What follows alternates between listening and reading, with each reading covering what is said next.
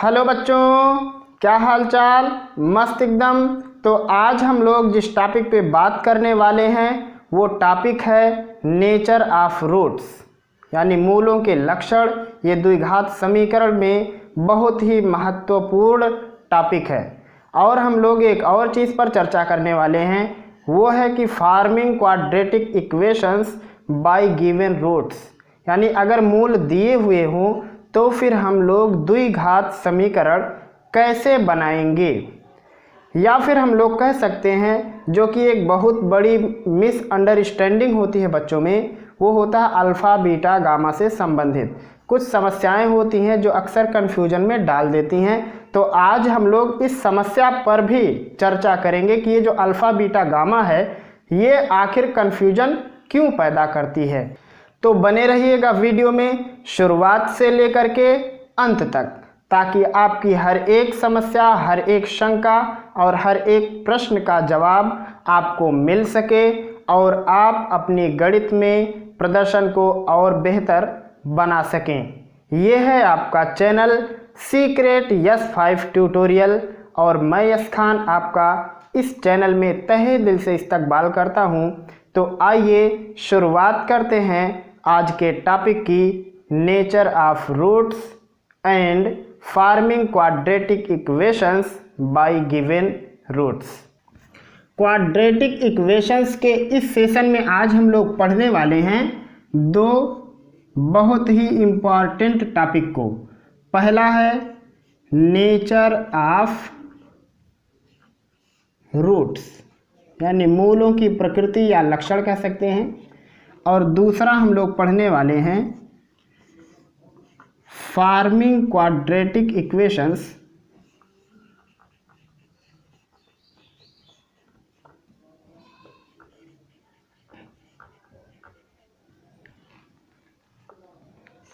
Bye given roots.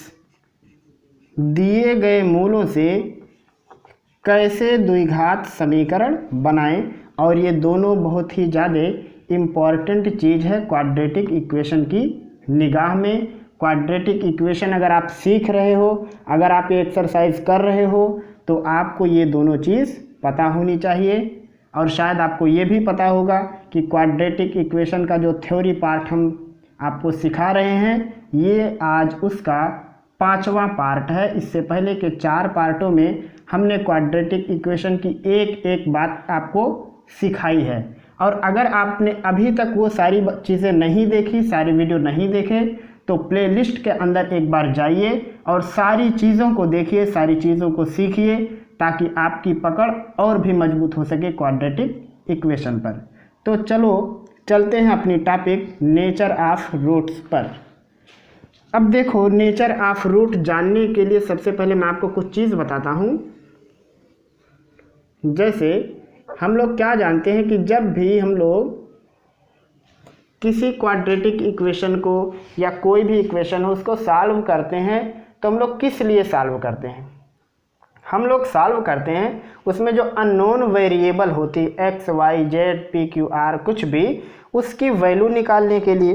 तो हम लोग जैसे मान लो कि इक्वेशन है हमारे पास क्वाड्रेटिक इक्वेशन का standard form ax² + bx + c = 0। अब अगर हम लोग इसको सॉल्व करें तो हम लोग क्यों सॉल्व करते हैं? तो वजह क्या होगा? x की वैल्यू निकालने के लिए।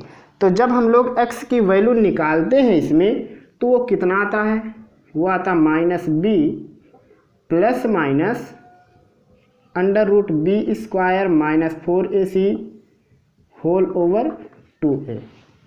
जब हम स्टैंडर्ड क्वाड्रेटिक इक्वेशन को सॉल्व करते हैं तो आता है -b ± √b² - 4ac whole over 2a। अब यहाँ से हम लोग क्या कह सकते हैं कि x की कितनी वैल्यू हो गई? 2। एक बार आप प्लस साइन ले लो और एक बार निगेटिव माइनस साइन ले लो। तो चलो एक बार हम लोग ले लेते हैं प्लस साइन। तब यहाँ से x की वैल्यू होगी -b + √b² - 4ac whole over 2a हो जाएगा।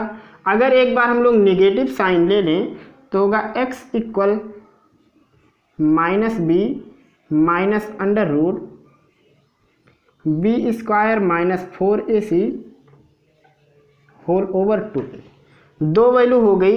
अगर हम लोग एक वैल्यू को x1 लिखें और एक वैल्यू को x2 लिखें तो हमारे पास कुल दो वैल्यू हो गई।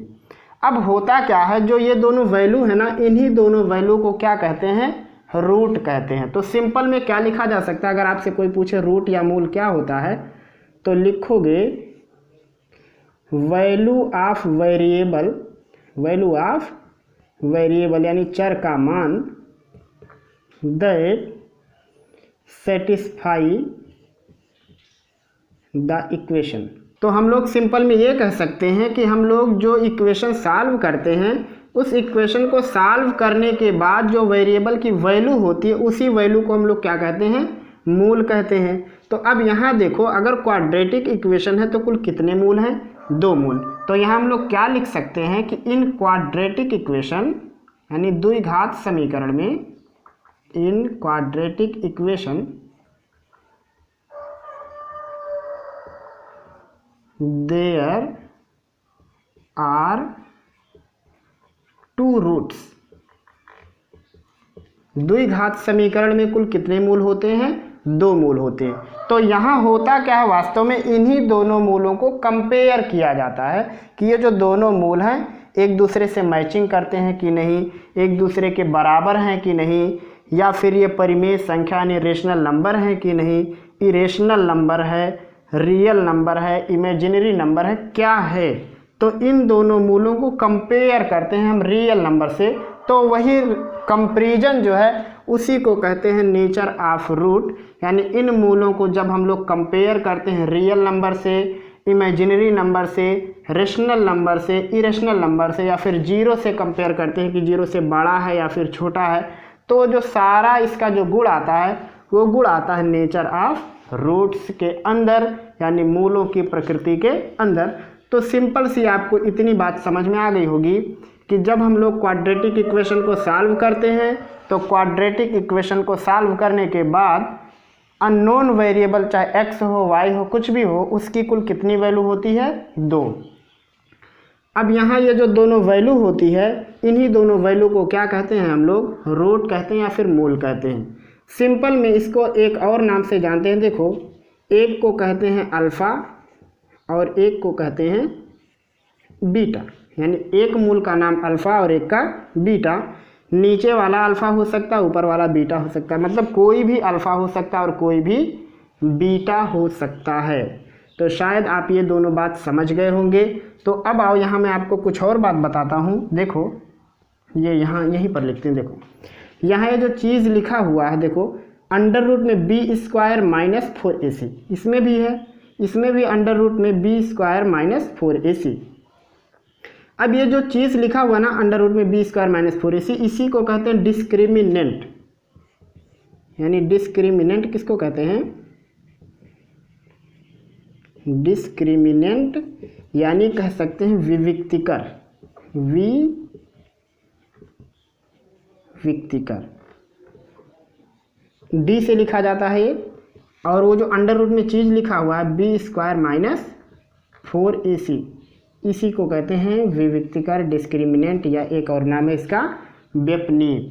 तो ये फार्मूला ऐसा भी लिखा जाता है कि minus b plus under root d by 2a। तो कन्फ्यूज मत हो जाना कि वो डी क्या है, वो डी वास्तव में क्या है, बी स्क्वायर माइनस 4ac। और यहाँ पे ये जो डी है डिस्क्रिमिनेंट है, विविक्तिकर है, इसी को व्यपनीत भी कहते हैं। और इसी पर डिपेंड करता है मूलों का लक्षण। तो हम लोग क्या कह सकते हैं सिंपल में कि नेचर ऑफ रूट्स या मूलों का लक्षण डिपेंड्स ऑन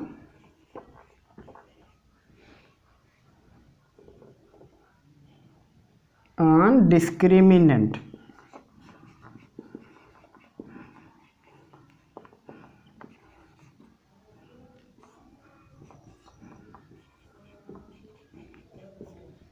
मूलों का जो लक्षण है वो किस बात पर निर्भर करता है, discriminant d equal b square minus 4ac। यहाँ से हम लोग ये कह सकते हैं कि जो भी मूलों का लक्षण है वो किस पे डिपेंड करता है, बी स्क्वायर माइनस 4ac पर डिपेंड करता है या डिस्क्रिमिनेंट पर। तो अब ये जो बी स्क्वायर माइनस 4ac है इसके 3 वैल्यू हो सकते हैं। कितने हो सकते हैं? 3। कैसे? या तो बी स्क्वायर माइनस 4ac का जो कुल वैल्यू होगा वो क्या हो जाएगा, 0 हो जाएगा, या फिर बी स्क्वायर माइनस 4ac का कुल वैल्यू क्या होगा, 0 से बड़ा आएगा, या फिर बी स्क्वायर माइनस 4ac की जो कुल वैल्यू आएगी 0 से छोटी आएगी। तो कुल कितने वैल्यू हो सकते हैं, कितने टाइप के? 3। यानी जो डिस्क्रिमिनेंट की वैल्यू है वो डिस्क्रिमिनेंट की वैल्यू या तो 0 हो सकती है, या 0 से बड़ी हो सकती है, या फिर 0 से छोटी हो सकती है। तो अब चलो मैं आपको सिखाता हूँ कि अगर 0 के बराबर होगा तो फिर क्या होगा, 0 से बड़ा होगा तो क्या कंडीशन लगेगा, और 0 से छोटा हो जाएगा तब कौन सा कंडीशन लगेगा। अब फर्स्ट वाला कंडीशन लेते हैं। फर्स्ट कंडीशन है हमारे पास क्या, कि B square minus 4ac equal 0, या अगर d की वैल्यू 0 हो जाए तो फिर रूट पर क्या इफेक्ट पड़ेगा, यानी रूट कैसा होगा। तो चलो पहले देखते हैं अल्फ़ा को। अल्फ़ा को हम लोग क्या लिख सकते हैं, x1, और x1 की वैल्यू है minus b plus under root b square minus 4ac। उसकी जगह पे क्या लेना है, 0, और नीचे हो गया, यहाँ प्लस माइनस नहीं केवल प्लस लेना है, नीचे है 2a। अब यहाँ से ये होगा माइनस बी प्लस 0/2a, ये हो जाएगा माइनस b/2a। ये किसकी वैल्यू आ गई, अल्फ़ा या x1 की। अब सेम चीज़ बीटा के लिए करो। तो अगर हम लोग बीटा की बात करें तो बीटा को हम लोग क्या लिखे हैं, x2 लिखे हैं, और ये है minus B minus under root. इसके अंदर भी बी स्क्वायर माइनस 4ac है, और उसकी जगह पे क्या लेना है, 0, और नीचे 2a। 0 का स्क्वायर रूट क्या होता है, 0 होता है। तो यहाँ से क्या हो जाएगा, minus B minus 0 whole over 2a, तो यहाँ से हो जाएगा माइनस b/2a। ये किसकी वैल्यू आ गई, बीटा या x2। अच्छा, अब यहाँ देखने पर क्या लगता है कि जो वैल्यू अल्फ़ा की है, देखो जो वैल्यू अल्फ़ा की है वही वैल्यू बीटा की है। तो क्या निष्कर्ष निकला कि अगर बी स्क्वायर माइनस 4ac की वैल्यू 0 हो या डिस्क्रिमिनेंट 0 हो तब जो मूल होंगे वो समान होंगे। अच्छा, ये क्या है, देखो अगर ये समान है तो वास्तविक भी यानी रियल नंबर है, काल्पनिक नहीं। काल्पनिक का मतलब होता है कि अंडर रूट में माइनस चिन्ह के साथ कोई अंक लिखा हो, तो इसके आगे पीछे अंडर रूट नहीं है, ना ही अंडर रूट के अंदर माइनस का साइन है। तो यहाँ क्या लिख सकते हैं, इसलिए यदि B square minus 4ac equal 0 हो या फिर d इक्वल 0 हो तो मूल समान तथा वास्तविक होते हैं। आ गई बात समझ में।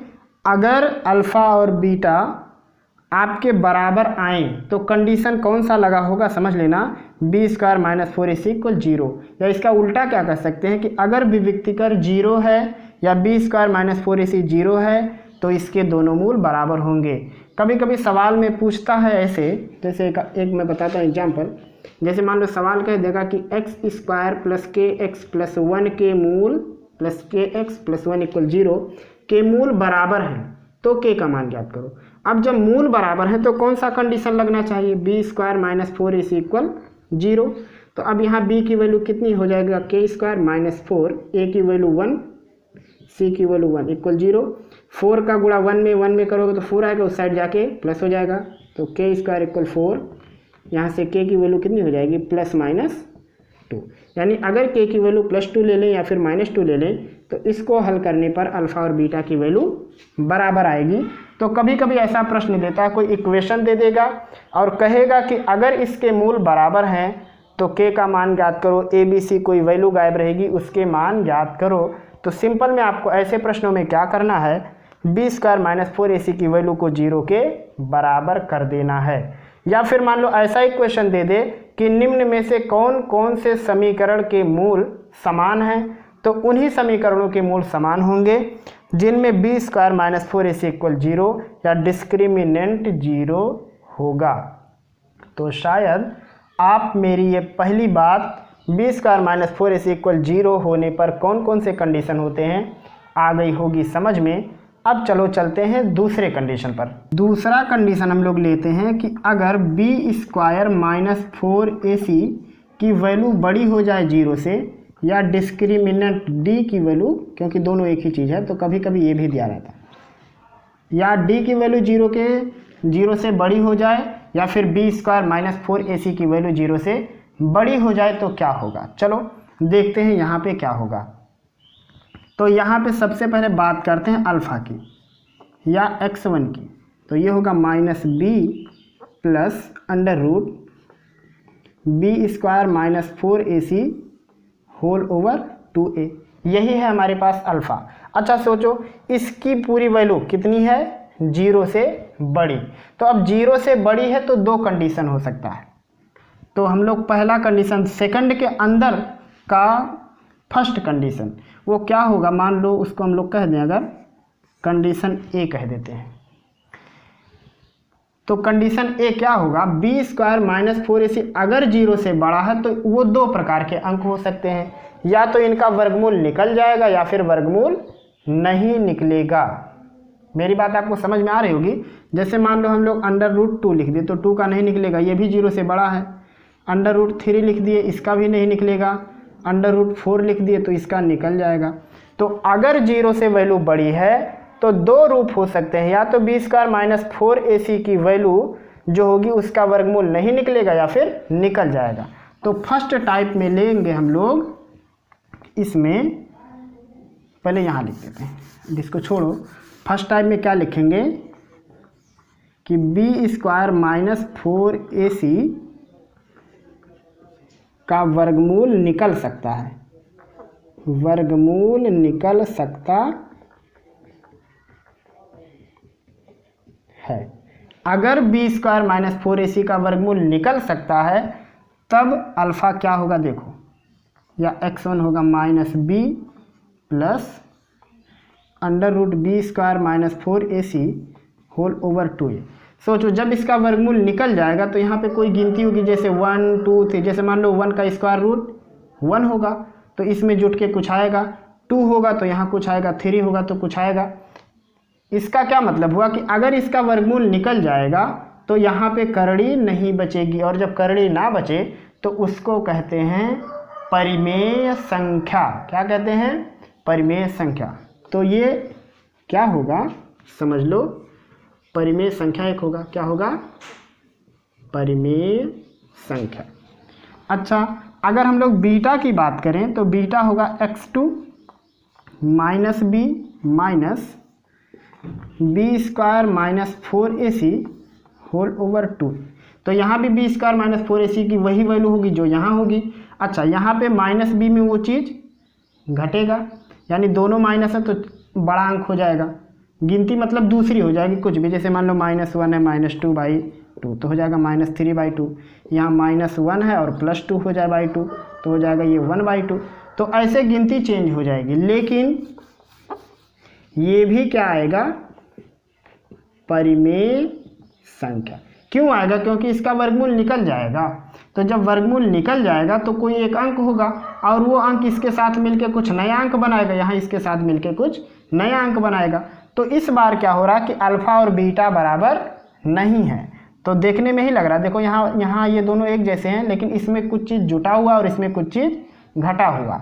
तो यहाँ ये दोनों वैल्यू बराबर नहीं है, यानी क्या कह सकते हैं कि अल्फ़ा नॉट इक्वल बीटा। तो ऐसे कंडीशन में क्या लिख सकते हैं, फर्स्ट वाले में कि अगर इसका वर्गमूल निकल जाता है तो लिखेंगे समीकरण के मूल असमान होंगे। कैसे होंगे, असमान, बराबर नहीं होंगे, वास्तविक होंगे और परिमेय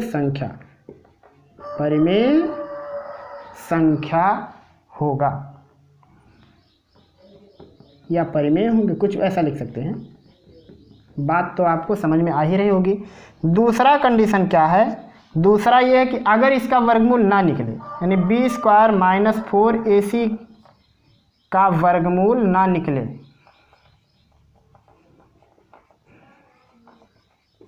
अगर इसका वर्गमूल नहीं निकलेगा तो यहाँ पे करड़ी बनी रहेगी, और करड़ी बनी रहेगी इसका मतलब ये क्या हो जाएगा, इरेशनल नंबर। तो ऐसे कंडीशन में क्या होगा, लिखेंगे समीकरण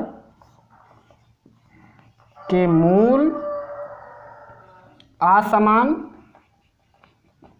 वास्तविक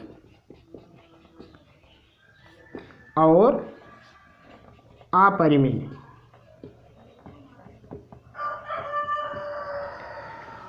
आ गई बात मेरी समझ में कि अगर बी स्क्वायर माइनस 4ac का वर्गमूल निकल जाता है तब अल्फा और बीटा का मान असमान होगा, यानी बराबर नहीं होंगे, वास्तविक और परिमेय संख्या होंगे।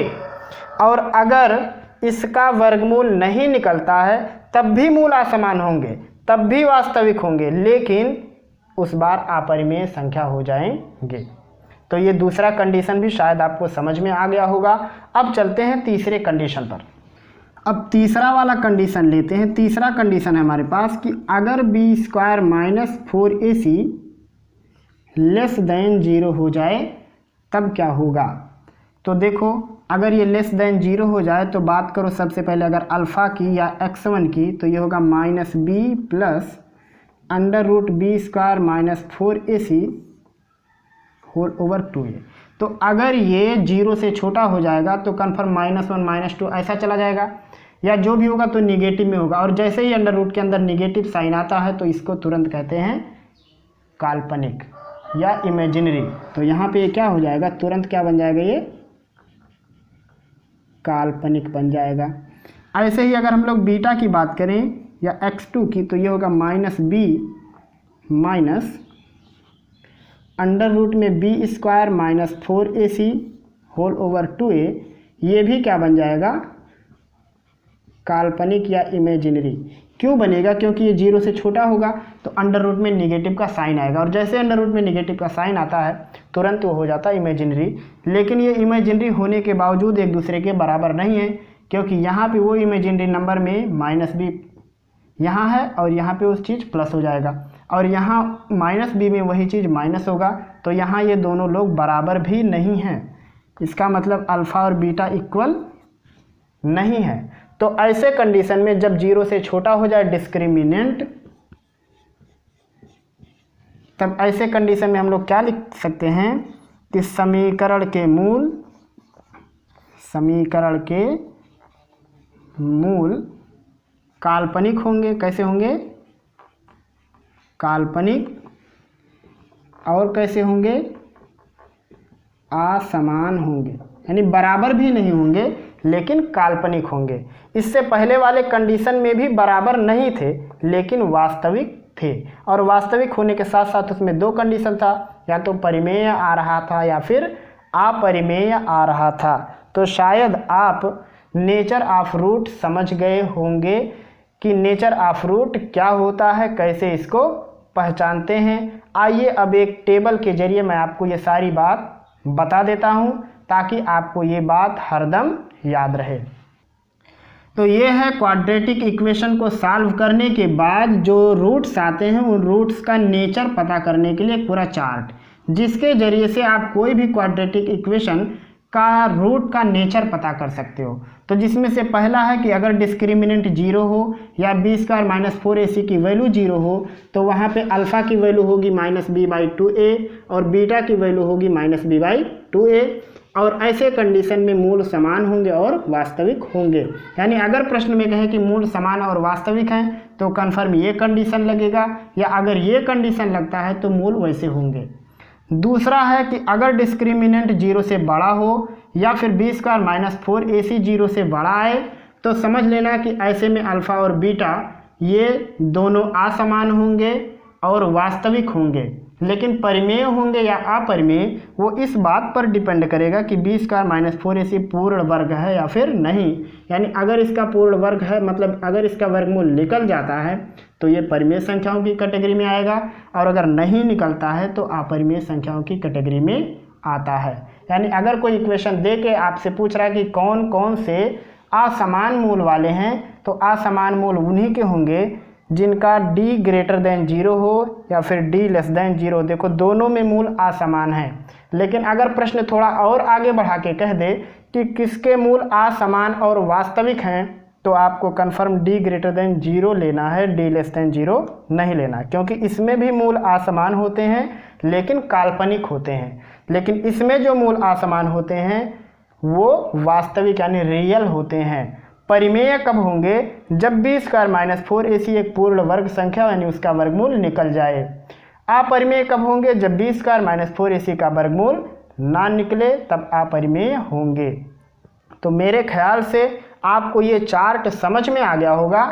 और अगर नहीं समझ में आया है, कोई भी सवाल आपका होगा, कोई भी डाउट होगा, तो कमेंट के जरिए हमको ज़रूर बताइएगा, ताकि आने वाले वीडियो में हम आपके उन प्रश्नों का निदान कर सकें। फिलहाल आप इस चार्ट को अपने नोटबुक में नोट डाउन कीजिए, उसको बनाइए या फिर स्क्रीनशॉट ले लीजिए। अब मैं आपको बताऊंगा कि अगर मूल दिए हुए हों तो फिर हम लोग क्वाड्रेटिक इक्वेशन कैसे बनाते हैं। अब हम बात करेंगे कि अगर क्वाड्रेटिक इक्वेशन का रूट मालूम हो तो फिर हम लोग क्वाड्रेटिक इक्वेशन कैसे बनाएंगे। तो चलो हम लोग मान लेते हैं कि हमारे पास दो रूट हैं, एक है अल्फ़ा और एक है बीटा। ये भी x की वैल्यू है, ये भी x की वैल्यू है, या ये भी उसी वेरिएबल की वैल्यू है जो क्वाड्रेटिक इक्वेशन में है। अगर y है तो समझ लो दोनों y की वैल्यू है, z है तो z की वैल्यू है, x है तो x की वैल्यू है। यानी हम लोग क्या कह सकते हैं कि x की वैल्यू अल्फ़ा है और x की वैल्यू बीटा है। तो यहाँ से क्या लिख सकते हैं कि x माइनस अल्फ़ा इक्वल 0 होगा, और यहाँ से लिख सकते हैं कि x माइनस बीटा इक्वल 0 होगा। अब अगर इन दोनों को आपस में मल्टीप्लाई कर दो तो होगा ये x माइनस अल्फ़ा और x minus beta equal 0। x का गुणा x में करोगे तो x² माइनस बीटा x होगा। अल्फ़ा का गुणा x में करोगे तो minus alpha x plus alpha beta equal 0 हो जाएगा।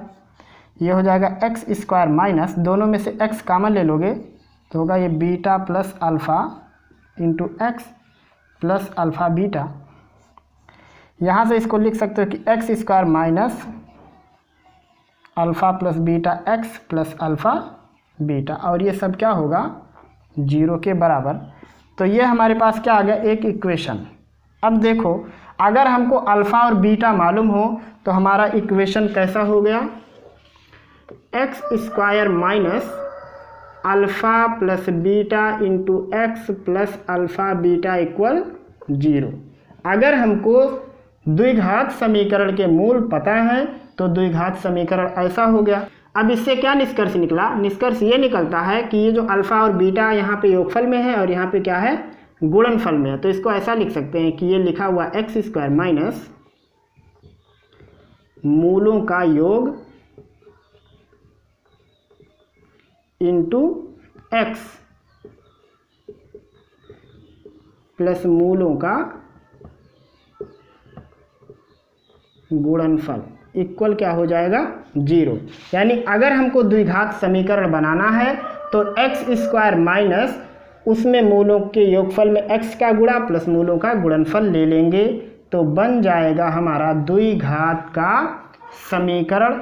आप ये सारी चीज़ भी उतार लीजिएगा। अब हम लोग ये कह सकते हैं कि अगर हमको मूल पता हो तो जो द्विघात समीकरण बनेगा वो क्या बनेगा, x² माइनस मूलों का योग इंटू x प्लस मूलों का गुणनफल इक्वल 0। चलो अब मैं एग्जाम्पल के जरिए आपको बताता हूँ। जैसे मान लो आपको दिया गया कि किसी द्विघात समीकरण के मूल हैं मान लो 2 और 3, और आप क्या बनाओ द्विघात समीकरण बनाओ। तो सिंपल में क्या ले लेना, x² माइनस मूलों का योग ले लेना, एक 2 है और एक 3 योग हो गया, इंटू x प्लस मूलों का गुणनफल ले लेना 2 इंटू 3 इक्वल 0। तो यहाँ से होगा x² माइनस 2 3 5 यानी 5x प्लस 6 इक्वल 0। हो गया आपके प्रश्न का जवाब। कैसे करना है, x² माइनस मूलों का योग ले लिया इंटू x प्लस मूलों का गुणनफल। कभी कभी सवाल ही ऐसे दे देता है, देखो ऐसे सवाल में ही दे देते हैं कि मूलों का योग मान लो 10 है और मूलों का गुणनफल मान लो 25 है और आपसे कह दे कि द्विघात समीकरण बनाओ, तो सिंपल में एक्स स्क्वायर माइनस मूलों का योग लेना है और पहले से योग दे दिया कितना 10 तो हो जाएगा 10x प्लस मूलों का गुणनफल कितना दे दिया 25 इक्वल 0। ये हो गया आपके प्रश्न का आंसर। तो कभी कभी मूलों का योग दे देता है और कभी कभी मूल अलग अलग करके देता है। तो आपको चाहे अलग करके दे चाहे जोड़ के दे, मतलब जैसे मर्जी वैसे दे, आपको क्या लेना है एक्स स्क्वायर माइनस मूलों का योग इंटू एक्स प्लस मूलों का गुणनफल लेना है। उसके बाद ही आपके प्रश्नों का जवाब आएगा। अब वो लोग आपका परीक्षा लेने के लिए कुछ भी उल्टा सीधा कर सकते हैं। जैसे मान लो ऐसा दे दिया कि अल्फ़ा माइनस बीटा बराबर 4 दे दिया और अल्फ़ा प्लस बीटा बराबर दे दिया यहाँ पे मान लो 6। अब आपसे कह रहा है कि द्विघात समीकरण बनाओ, तो सिंपल में आपसे क्या कह रहा है कि आप अल्फ़ा प्लस बीटा आपको चाहिए और क्या चाहिए अल्फ़ा बीटा चाहिए।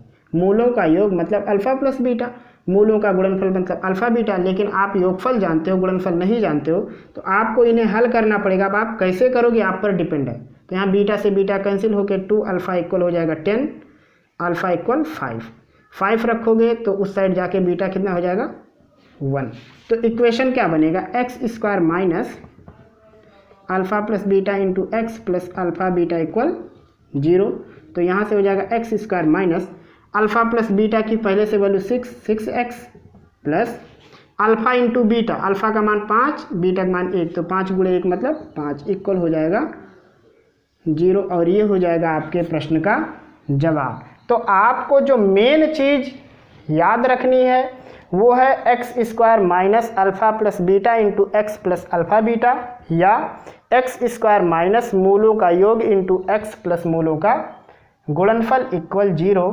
और अगर आपको इन दोनों में से कोई एक भी पता है तो आप क्वाड्रेटिक इक्वेशन मूलों की सहायता से बना सकते हो। इसी को कहते हैं forming quadratic equations by given roots. दिए गए मूलों के जरिए दिए गए मूलों की सहायता से कैसे द्विघात समीकरण बनाएं, तो उसके लिए ये 2 फार्मूले हैं आपके पास। ज़रूरत की चीज़ें आप लोग उतारते रहो।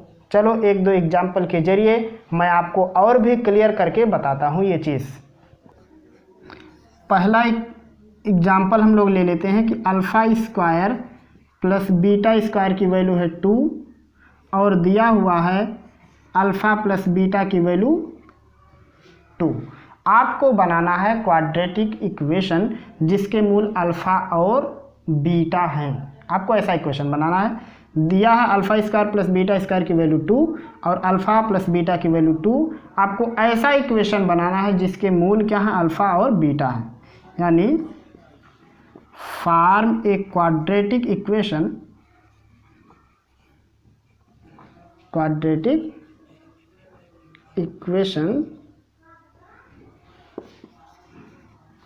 that contains the root alpha comma beta, यानी ऐसा समीकरण बनाओ जिसके मूल अल्फ़ा और बीटा है। तो अल्फ़ा और बीटा है, इसका मतलब समीकरण कैसा होना चाहिए x square minus alpha plus beta into x plus alpha beta equal 0, ऐसा होना चाहिए। अब अल्फ़ा प्लस बीटा जानते हैं लेकिन अल्फ़ा बीटा नहीं जानते हैं, तो वो आपको निकालना पड़ेगा। चलो यहाँ निकाल के बताता हूँ। तो यहाँ पे अल्फ़ा प्लस बीटा है ना, इसका होल स्क्वायर अगर करो तो होगा ये अल्फ़ा प्लस बीटा का होल स्क्वायर इक्वल होगा 2 का स्क्वायर 4। अब a प्लस बी का होल स्क्वायर ओपन करो तो होगा alpha square plus beta square plus 2 alpha beta equal हो गया 4। Alpha square plus beta square की वैल्यू कितनी है 2, तो यहाँ रखोगे तो होगा ये 2 plus 2 alpha beta equal 4। 2 side जाके माइनस होगा तो होगा ये 2 अल्फ़ा बीटा इक्वल 2। 2 से 2 कैंसिल हो जाएगा तो अल्फ़ा बीटा कितना आएगा 1। अब अल्फ़ा बीटा मिल गया तो इक्वेशन बन जाएगा x square minus alpha plus beta की वैल्यू 2 है तो हो जाएगा ये 2x प्लस अल्फ़ा बीटा की वैल्यू 1 है तो यहाँ हो जाएगा 1 इक्वल 0। और ये हो गया आपके इस प्रश्न का जवाब। तो ऐसे ही कुछ भी वो लोग उलझाने के लिए आपको दे सकते हैं, या तो अलग अलग रूट रहेगा तब तो सबसे अच्छा रहेगा, और अलग अलग नहीं है तब भी अच्छा है। तो दूसरा एग्जाम्पल लेते हैं जो कि अक्सर बोर्ड परीक्षा में आता है। सवाल यह है कि x square plus 5x plus 6 equal 0 के मूल अगर अल्फ़ा और बीटा हैं, के मूल अगर अल्फ़ा और बीटा हैं, याद रखे रहना, इसके जो रूट्स हैं वो कौन है, अल्फ़ा एंड बीटा। तो ऐसा समीकरण बनाओ जिसके मूल अल्फ़ा प्लस एच और बीटा प्लस एच हो। दिया हुआ है कि इसके मूल अल्फ़ा और बीटा हैं, तो ऐसा समीकरण बनाओ जिसके मूल अल्फ़ा प्लस एच और बीटा प्लस एच हो। तो अगर ये हमारे पास मूल हैं तो हमारे पास इक्वेशन कैसा होगा, एक्स स्क्वायर माइनस मूलों का योग। तो एक है अल्फ़ा प्लस एच और एक है beta plus H into x plus मूलों का गुणनफल लेना है, तो एक हो जाएगा अल्फ़ा प्लस एच और बीटा प्लस एच इक्वल 0। यानी हमको ये इक्वेशन बनाना है।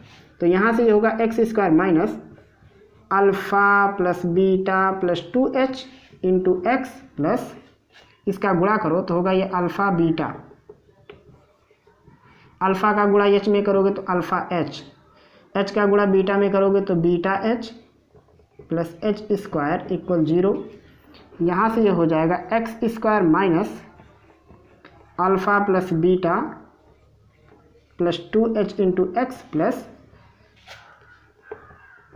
ये हो जाएगा अल्फ़ा बीटा, दोनों में से एच कॉमन ले लोगे तो होगा ये alpha plus beta into H plus H square equal 0। यानी हमको ऐसा समीकरण बनाना है जिसमें ये कंडीशन लागू होता हो। सिंपल सवाल में क्या दिया था कि अगर इसके मूल अल्फ़ा और बीटा हैं तो ऐसा समीकरण बनाओ जिसके मूल अल्फ़ा प्लस एच और बीटा प्लस एच हो। तो अगर मूल ये होंगे तो इक्वेशन ऐसा बनेगा, एक्स स्क्वायर माइनस मूलों का योग इंटू एक्स प्लस मूलों का गुणनफल, उसको सॉल्व किए तो ऐसा है। यानी हमको क्या चाहिए, अल्फ़ा प्लस बीटा चाहिए और चाहिए अल्फ़ा बीटा और अल्फ़ा प्लस बीटा। तो अभी हम लोगों ने निकाला था एक चीज़, और अगर नहीं आपको याद है तो मैं बता देता हूँ। ये जो इक्वेशन लिखा हुआ है, अगर इस इक्वेशन का कंपेयर करो x square minus alpha plus beta into x plus alpha beta से, क्योंकि यही तो है वो इक्वेशन। अगर इसके मूल अल्फ़ा बीटा हो तो इक्वेशन ऐसा ही कुछ होगा। तो यहाँ से बताओ अल्फ़ा प्लस बीटा की जगह क्या लिखा हुआ है, या ऐसा लिख सकते हो कि माइनस अल्फ़ा प्लस बीटा की जगह क्या लिखा हुआ है 5। तो यहाँ से अल्फ़ा प्लस बीटा की जगह क्या लिखा हुआ है -5 और अल्फ़ा बीटा की जगह पे 6 लिखा हुआ है, यानी अल्फ़ा बीटा की वैल्यू है 6। यहाँ उठा के रख दो तो इक्वेशन हो जाएगा x square minus alpha plus beta की जगह -5 यानी -5 plus 2h into x plus alpha beta की जगह पे 6, अल्फ़ा प्लस बीटा की जगह -5 तो होगा ये -5h plus H square equal 0। और ये हो गया आपके प्रश्न का जवाब। तो ऐसे सवाल अक्सर एग्ज़ाम में आते रहते हैं। तो सिंपल में क्या करना, आपको एक ही चीज़ याद रखना है कि एक्स स्क्वायर माइनस मूलों का योग इंटू एक्स प्लस मूलों का गुणनफल इक्वल 0। शायद मैं क्या कहना चाह रहा हूँ आपको मेरी ये बात समझ में आ गई होगी। अगर फिर भी है आपके मन मस्तिष्क में कोई प्रश्न, सलाह या सुझाव तो ज़रूर बताइएगा। तो ये था आज का theory part, nature of roots या forming quadratic equations by given root. उम्मीद है मेरी कि सब कुछ आपको समझ में आ गया होगा। और यहीं पर समाप्त होता है क्वाड्रेटिक इक्वेशन का थ्योरी पार्ट। मेरे ख्याल से ऐसा कोई टॉपिक नहीं बचा जिस पे हम लोगों ने डिस्कशन नहीं की है। कुल 5 थ्योरी पार्ट हमने दिया है और पांचों थ्योरी पार्ट आपको प्लेलिस्ट में क्रम से सीरियल से आपको मिल जाएंगे। हर एक थ्योरी पार्ट को आप बड़ी गंभीरता से देखिए ताकि आपकी जो गणित के अंदर की दक्षता है वो और भी दिन ब दिन बढ़ती जाए। अब इसके बाद हम लोग सॉल्व करेंगे एक्सरसाइज के प्रश्नों को, यानी हम लोग अब एक्सरसाइज जो सॉल्व करने वाले हैं वो है क्वाड्रेटिक इक्वेशन का फर्स्ट एक्सरसाइज। शायद वो एक्सरसाइज है 4.1 या 4A कह सकते हैं। लेकिन हम लोग जो प्रश्न सॉल्व करेंगे, मैं हर बार ये बात आपको बताता हूँ कि किसी एक विशेष किताब से हम लोग प्रश्नों को सॉल्व नहीं करते हैं। कई किताबों से सॉल्व करते हैं, लेकिन हम लोग जो फोकस करते हैं वो NCERT एग्जाम्पलर की किताब पर या NCERT किताब पर, क्योंकि बोर्ड एग्जाम में अक्सर प्रश्न NCERT के ही होते हैं। लेकिन आपको अगर अपनी दक्षता बढ़ानी है तो किसी एक किताब पर आपको डिपेंड नहीं रहना होगा, इसलिए हम कई किताबों के प्रश्नों को सॉल्व करके आप तक पहुंचाते हैं। लेकिन ऐसा नहीं है कि आपका NCERT का कोई भी क्वेश्चन छूट जाएगा, पहले उसको हम लोग पूरा सॉल्व करते हैं, फिर एक्स्ट्रा क्वेश्चन के रूप में अन्य किताबों के प्रश्नों को भी सम्मिलित करते हैं अपने वीडियो में। तो ये थी आज की वो सारी बात जो मुझे आपको बतानी थी। फिर मिलेंगे हम लोग जल्द ही अगले वीडियो में, तब तक के लिए पढ़ते रहिए, अपनी तैयारी को बेहतर बनाते रहिए। खुदा हाफिज़।